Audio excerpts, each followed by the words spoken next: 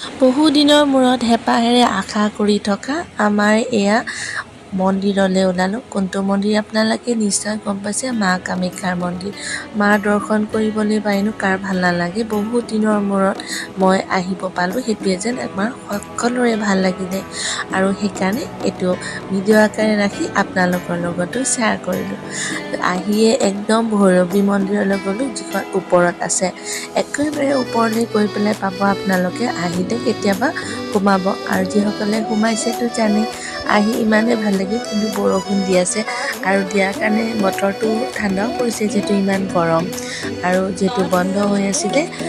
লয় আৰু তাইৰ বায়েক আমি গোটেইখিনি সপৰিয়ালে আমি আহিলোঁ আৰু একদম ওপৰৰ পৰা গোটেই ভিউখিনি চালোঁ। ইমান ভাল লাগিল চাকি বন্তি জ্বলাই উঠি আৰু লগতে দুখনমান সকলোৱে ফটো উঠিবলৈ পজ দিলোঁ।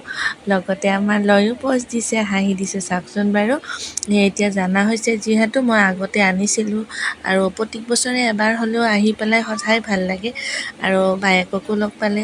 তেনেকৈ আমি 2-3খনমান ফটো উঠি ল'লোঁ।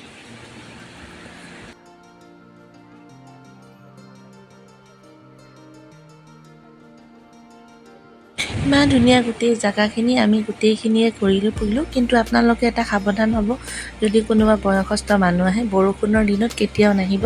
মন্দিৰটোৰ মানে ওপৰৰ যিখিনি টাইলছ আছে বহুতেই পিছল হয়। আমাৰ মাৰো অলপ অসুবিধা হৈছিলে আৰু লাগে বহি থাকিবলৈ দিব। বাকী ভালেই লাগিল মন্দিৰত আহি পেলাই, আৰু মন্দিৰত আহি কাৰ ভাল নালাগে কওকচোন।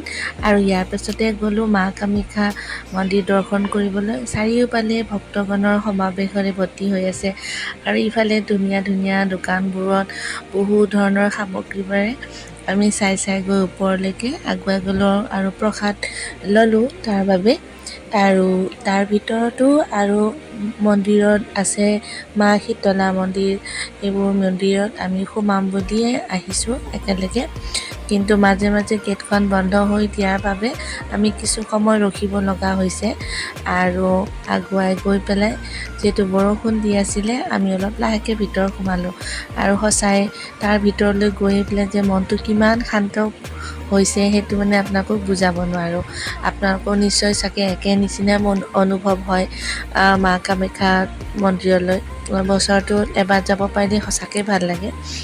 আৰু ইয়াৰ শীতলা মা, তাতেও আমি সেৱা সৎকাৰ কৰিলোঁ। ভিতৰলৈ গ'লোঁ, যিহেতু দেখুৱাবলৈ নোৱাৰোঁ, আপোনালোকে নিশ্চয় জানেই, আপোনালোকে গমেই পায়। আৰু প্ৰসাদবোৰ লৈ পেলাই আমি আগুৱাই আহি পেলাই ঘৰলৈ ৰাওনা হ'লোঁ আৰু কিছু বস্তু কিনিলোঁ। প্ৰসাদো দিছিলে, তাৰ বাবে মই বেছিকৈ নাই লোৱা, প্ৰসাদ হিচাপে জাষ্ট ল'লোঁ, কাৰণ মই খিচিৰিটো খাব নোৱাৰোঁ। কিন্তু এইটোও ভাল লাগিল যে প্ৰসাদটো পালোঁ আৰু এনেকৈ ঘূৰি আহিলোঁ। ঘূৰি আহি আমি সোমালোঁ আৰু ইমান ভাল লাগিল।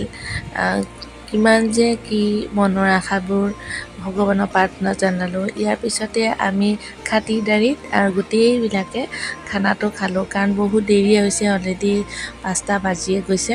ইমান দেৰিকৈ আৰু খাব ঘৰত গৈ কেনেকৈ হয়। বাকী আমাৰ ইহঁত দুটাই খেলি আছে, সিহঁতক কিবা পেষ্ট্ৰি লাগে ল'লে আৰু এনেকৈ গোটেই দিনটো পাৰ হ'ল। ইহঁত দুটাও ভালকৈ খেলি। আপোনালোকে মোৰ ভিডিঅ'টো ভাল লাগিলে লাইক শ্বেয়াৰ কৰিব আৰু আজিলৈকে আহিছোঁ আৰু ইয়াৰ লগতে ইহঁতক দেখুৱাই দিলোঁ। সিহঁতে ঘৰত আহি অলপ মোবাইল চাই আছে বায়েকৰ লগত।